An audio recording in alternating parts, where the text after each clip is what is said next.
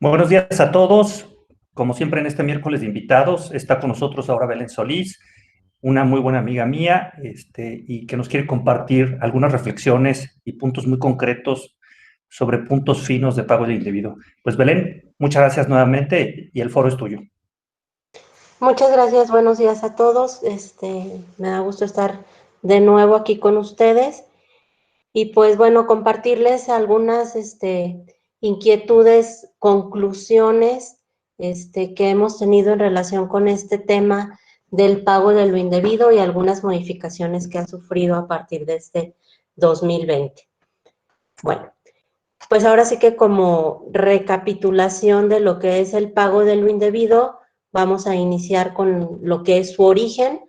El concepto como tal, si nosotros buscamos pago de lo indebido dentro de la ley y el marco regulatorio fiscal, no existe.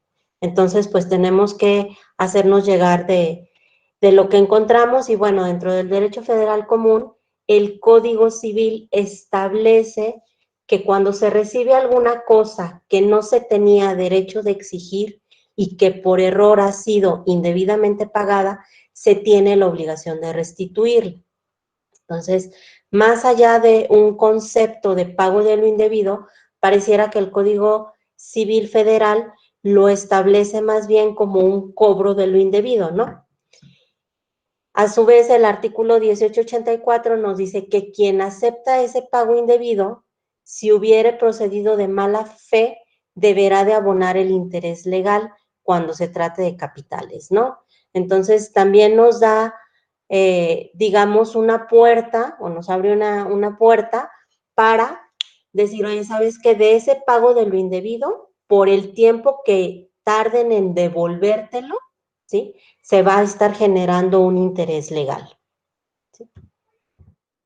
Ahora, con estos artículos vemos que el concepto de pago de lo indebido debe de tener estos tres elementos. En primera instancia, que exista un pago, que haya una inexistencia de una deuda, es decir, yo no tenía una obligación legal de hacer ese pago, ¿sí? Y que ese pago se haya hecho por error de hecho o derecho, ¿sí? Esto es lo que prácticamente concluye el Código Civil Federal, ¿sí?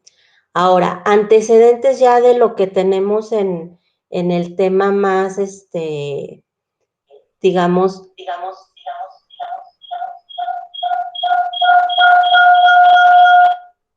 perdón, un tema técnico, ya en la materia fiscal, que es la que nos ocupa, ¿sí? Pues bueno, el derecho en materia fiscal, ¿sí? Establece o da pie a que existe un pago de lo indebido a través de estas dos disposiciones, que es el artículo 22 del Código Fiscal de la Federación, que lo que menciona es, como tal, las autoridades fiscales devolverán las cantidades pagadas indebidamente y las que procedan conforme a las leyes fiscales, ¿sí? Esta es la referencia primaria que existe en materia fiscal a los pagos indebidos, ¿sí? Y es una obligación que establece el marco legal a la autoridad, ¿sí? El que nos tiene que devolver las cantidades indebidas. Ahora, como bien sabemos, lo que son saldos a favor y cantidades indebidamente pagadas, ¿sí? Podemos optar por ir y solicitar la devolución ante la autoridad fiscal, con todos los procedimientos que ya conocemos, los plazos, ahora sí que las medidas dilatorias que muchas veces usa la autoridad, etcétera, requerimientos y una serie de inconvenientes y piedritas que vamos encontrando en el camino de la devolución, pero tenemos ese derecho, ¿no? La alternativa sería ir a la compensación y también el artículo 23 del Código Fiscal, que es el que regula la compensación, establece que los contribuyentes obligados a pagar mediante declaración podrán optar por compensar las cantidades que tengan a su favor contra las que estén obligados a pagar por adeudo propio o por retención a terceros. Así estaba y este es el antecedente. Como así venía desde 1981, que existe el Código Fiscal de la Federación como lo conocemos, ¿sí? Esto era lo que establecía, ¿no? Y aquí está marcado en negritas lo que nos interesa, ¿no? Desde 1981 y hasta 2019, esta era la redacción original del artículo 23, ¿sí? Y nos permitía que compensáramos esas cantidades a favor contra aquellas cantidades que tuviéramos a pagar, ya sea por adeudo propio o por retención a terceros como contribuyentes, ¿no? Entonces, este es el primer antecedente que tenemos, de tal forma que esa compensación de saldos de cantidades a favor, ¿sí? Entendiendo como cantidades a favor, ya sea un saldo a favor o un pago de lo indebido, que así es como lo establece el Código Fiscal, ¿no? Nos habla en primera instancia de forma general como cantidades a favor y ya después nos hace una distinción entre pago de lo indebido y saldo a favor. ¿En qué radica la diferencia entre un pago de lo indebido y un saldo a favor? Bueno, en primera instancia, el origen, como veíamos, el pago de lo indebido, ¿sí? Lo hice sin estar obligado, sin tener una deuda, o sea, era una deuda inexistente, y lo hice por error. Y a diferencia, el saldo a favor es una cantidad que yo pagué conforme a la ley, con la determinación y el procedimiento que me establece la ley fiscal, pero que a final de cuentas en un procedimiento normalmente de carácter definitivo y anual, ¿sí? Me resulta una cantidad a favor. Entonces, de entrada, esa es la primera diferencia, ¿no? Entre un saldo a favor y un pago de lo indebido. La segunda diferencia que establece el artículo 23 es para la actualización que se va a efectuar de cada uno de ellos. En el caso del saldo a favor nos dice, tú tendrás el derecho a efectuar la actualización desde la fecha en que manifestaste el saldo a favor en una declaración de impuestos y hasta el momento en que te vas a compensar. Y para el pago de lo indebido nos dice, esa actualización la vas a efectuar desde el momento en que tú pagaste indebidamente, es decir, el momento en que yo erogué el flujo efectivo y hasta el día en que vas a aplicar la compensación, ¿no? Entonces, aquí hablamos de las dos cantidades a favor y, por ejemplo, podíamos tener en materia de impuestos federales cantidades a favor por impuesto sobre la renta, impuesto al valor agregado o impuesto especial sobre producción y servicios, ¿sí? Y con la redacción que acabamos de ver del artículo 23, que estuvo vigente hasta el 31 de diciembre de 2019, pues podíamos compensar ahora sí que todo contra todo, ¿no? Si mi cantidad a favor era de ISR, yo podía compensar una cantidad a cargo ya fuera de ISR, de IVA o de IEPS.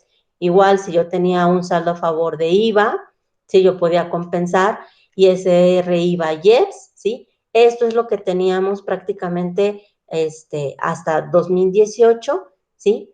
Y aquí es donde nosotros decíamos, bueno, en específico, los pagos de lo indebido no tienen naturaleza.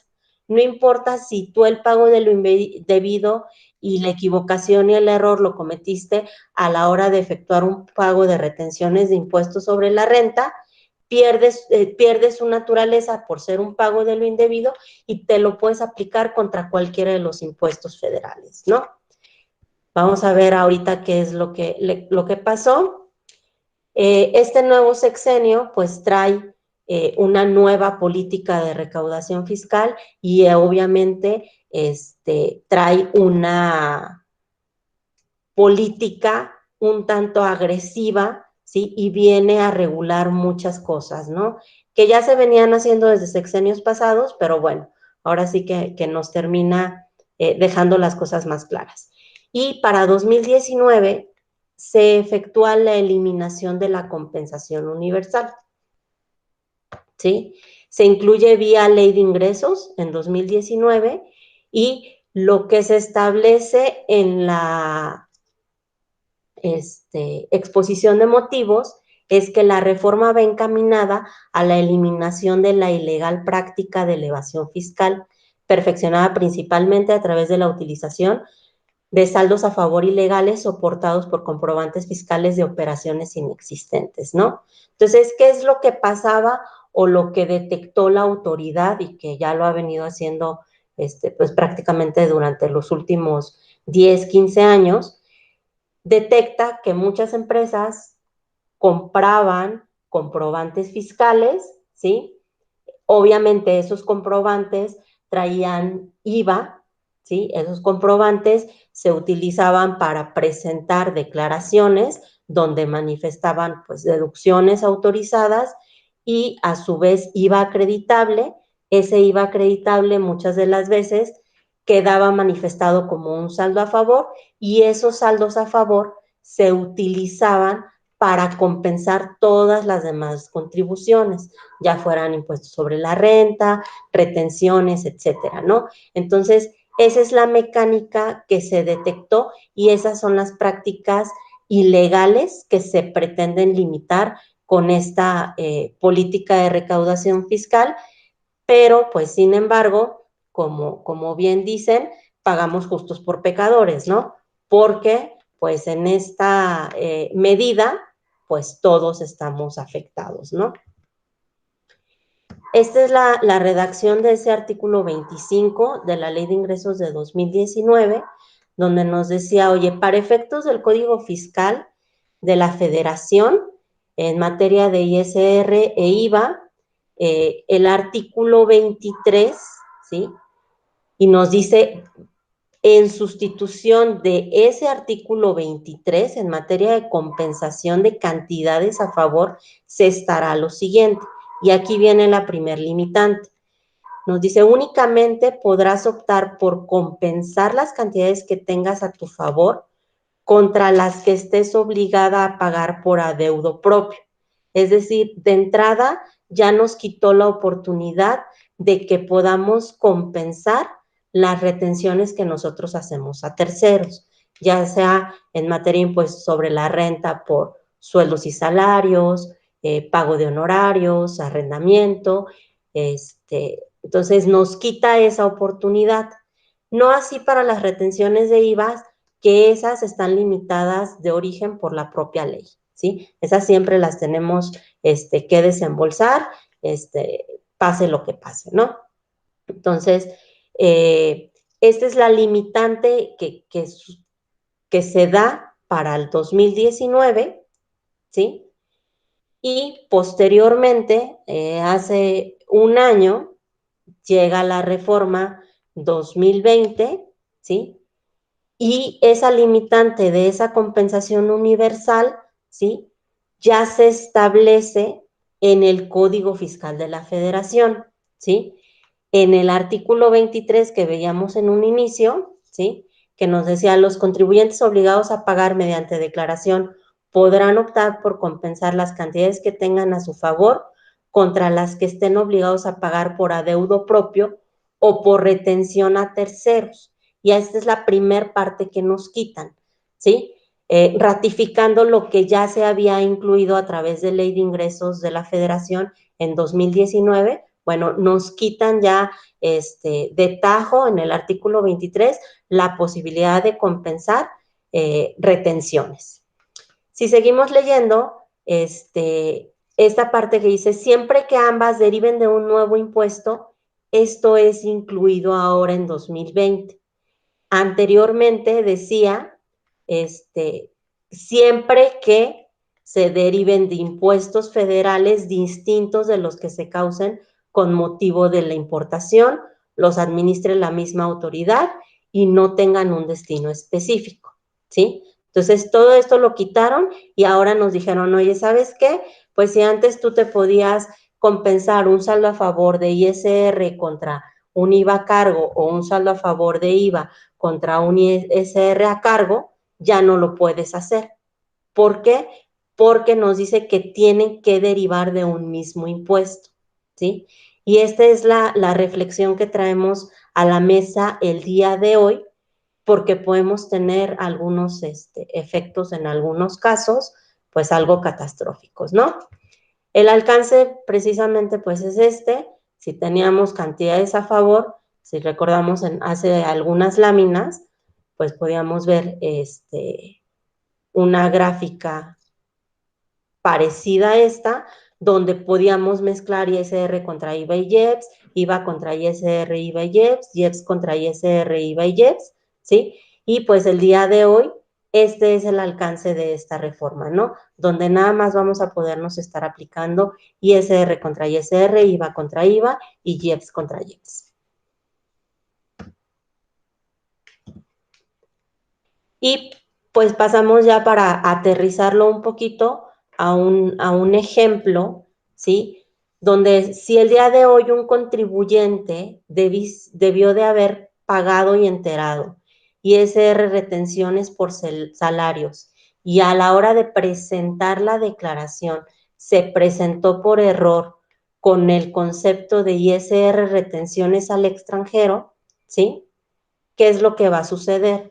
En primera instancia, bueno, el ISR retenciones por salarios, que es una obligación que trae de forma periódica, no se va a estar viendo presentada o finiquitada, ¿sí? Porque lo presentaste bajo el concepto de ISR retenciones al extranjero y retenciones por salarios, pues quedó ahí pendiente, ¿no? Entonces, ¿qué es lo que puede suceder?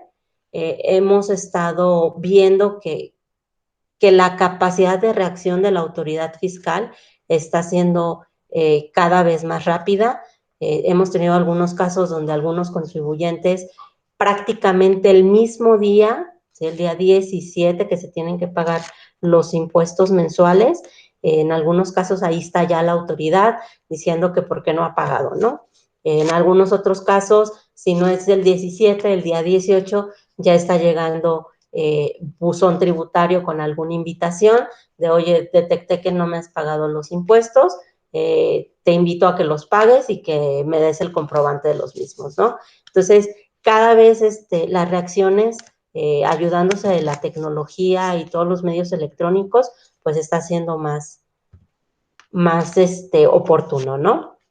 ¿Qué tendríamos que hacer para poder corregir el error? Para poder corregir el error, conforme a la mecánica que existe al día de hoy en materia de declaraciones y pagos, se tendría que presentar una declaración complementaria para dejar sin efectos. ¿Para qué? Para que la obligación de ISR, retenciones al extranjero, ¿sí? Quede en ceros, quede sin que yo haya presentado esa declaración, porque no tenía yo la obligación de hacerlo, ¿sí? Y a la hora de presentar esta declaración complementaria, se debe expresar que se realizó un pago de lo indebido, ¿sí? Posteriormente, tendríamos que ir a compensar ese pago de lo indebido, ¿sí? Pero solo contra una cantidad de ISR a cargo propio. No aplica contra retenciones. De tal forma que, si nos regresamos a esta lámina, ¿sí? Yo estoy hablando de que tendría una cantidad a favor por retenciones, un pago de lo indebido, en materia de ISR, ¿sí? Pero que si a mí me da en mi propia declaración un IVA a pagar, no lo podría aplicar ahí de forma inmediata. Tendría que ir a ver si en mi pago provisional de impuestos sobre la renta yo traigo una cantidad a cargo para poder compensar ese pago de lo indebido que efectué por las retenciones de ISR de pagos al extranjero, ¿no? Y mientras, ¿qué es lo que sucede? Pues que entre que son peras o son manzanas, ¿sí? Yo tendría que ir adicionalmente a presentar la declaración de ISR retenciones por salarios y pagar esa cantidad. ¿Por qué? Porque en esa declaración de ISR retenciones por salarios no me va a permitir compensarla por ser retenciones, ¿sí? Y porque el artículo 23 ya no me permite efectuar una compensación de retenciones a terceros. Entonces, de entrada yo voy a desembolsar 2 veces la misma cantidad, ¿sí? En lo que me permite la autoridad estar en el supuesto de poder compensar contra el mismo impuesto que sería impuesto sobre la renta y que únicamente lo voy a poder hacer contra los conceptos ya sea de pagos provisionales o de impuesto anual, pero no así contra las demás retenciones, ¿sí? Entonces, este es realmente el efecto que está teniendo esta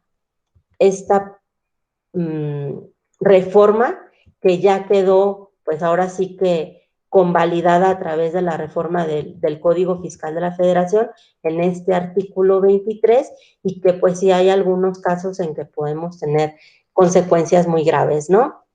¿Qué sucede?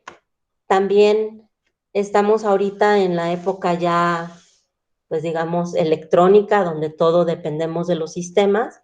Entonces, además de un tema ya legal, de lo que diga la ley, pues ya el sistema de declaraciones y pagos del SAT está sintonizada con esta reforma, ¿no? Porque si tú vas y pretendes en una declaración de retenciones efectuar alguna compensación, está bloqueado por sistema. Tú ya no lo puedes efectuar, ¿no? Entonces, ¿qué pasa?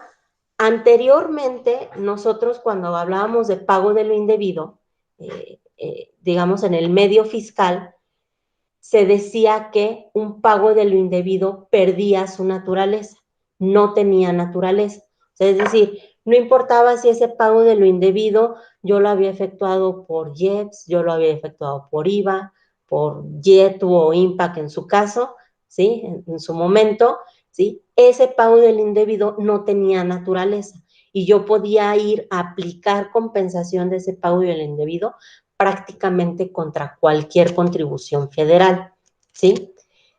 Sin embargo, pues esa teoría y que en la práctica así se llevaba a cabo, ¿sí? El día de hoy ya no es posible, ¿sí? Porque ya nos limitó y nos dice que tiene que ser contra el mismo impuesto, ¿sí? Y adicional, pues tengo la limitante de que no puedo aplicar una compensación contra retenciones, ¿no? Entonces, la primera conclusión es esa teoría que teníamos de que los pagos de lo indebido no tenían naturaleza el día de hoy, pues ya no es válida.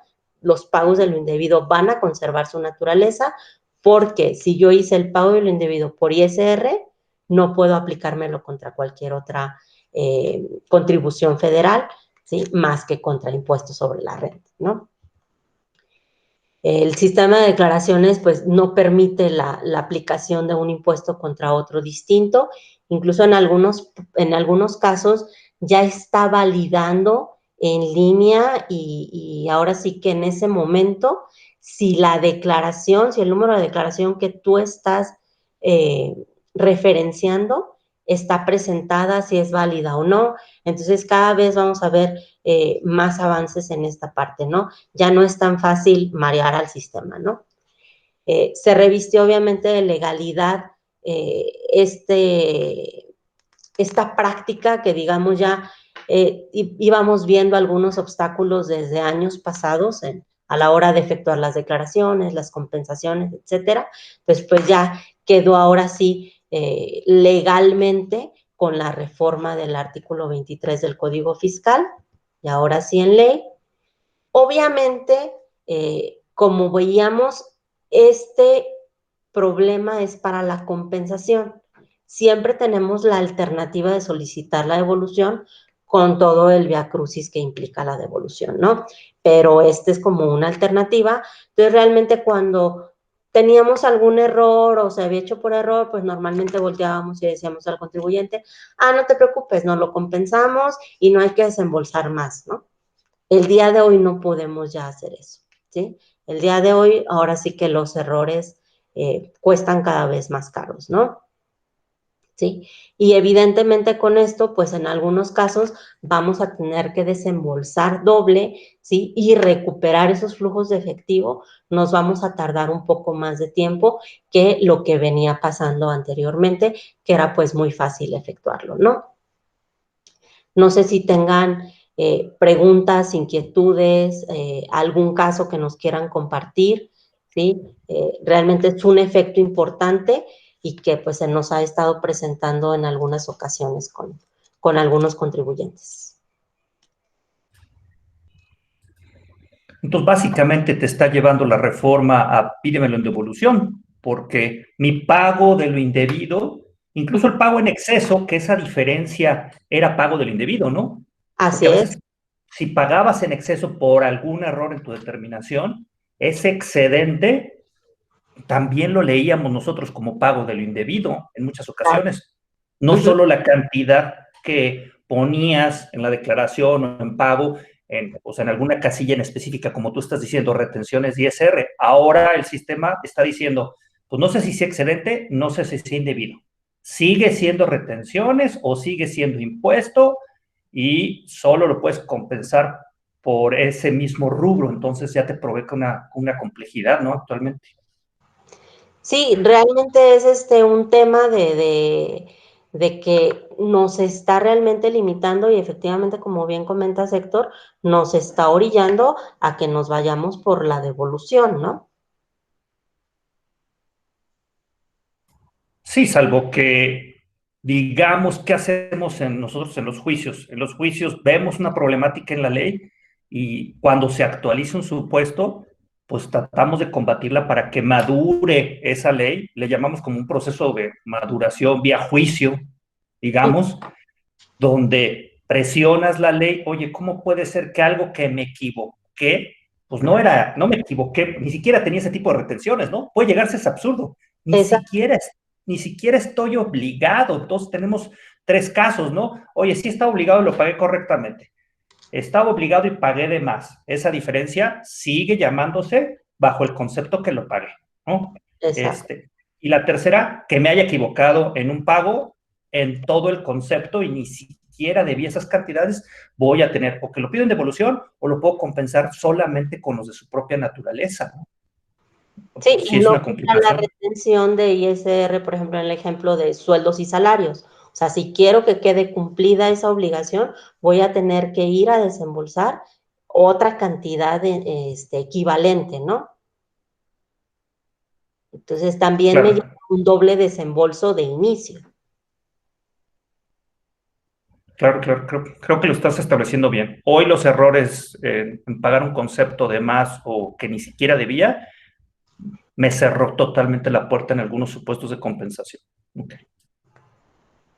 Así es, entonces, pues tenemos que tener mucho cuidado, ser más meticulosos a la hora de realizar las declaraciones. Hay que recordar que, pues, las limitantes van en muchos sentidos.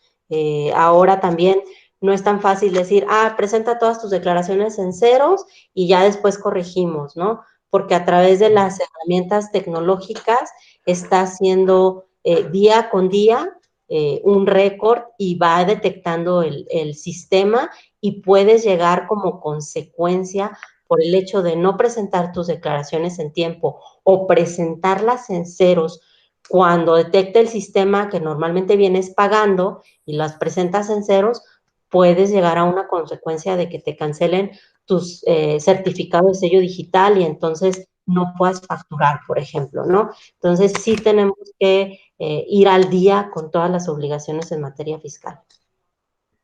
Ok, claro.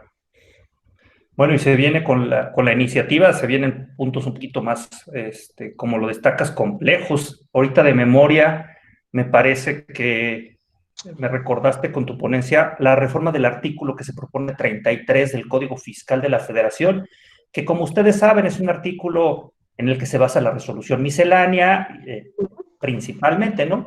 Hace referencia a temas de difusión, información por parte de la autoridad fiscal y ahorita sí está agregando obligaciones específicas ya de, oye, la autoridad ya puede notificarte desde formalmente, aunque no inicie facultades de comprobación, ya las invitaciones, que siempre ha estado un poquito gris el fundamento de las invitaciones. En muchos casos no viene la referencia a invitaciones, en otros casos vienen artículos generales, ahora ya hace referencia a las invitaciones, y me recordaste que también ya te va a poder notificar, ¿eh?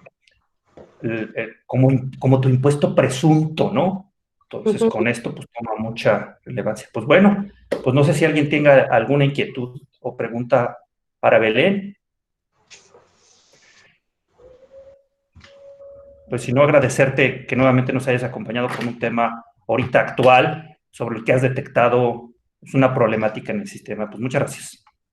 Gracias a todos, un gusto saludarlos, esperemos vernos pronto.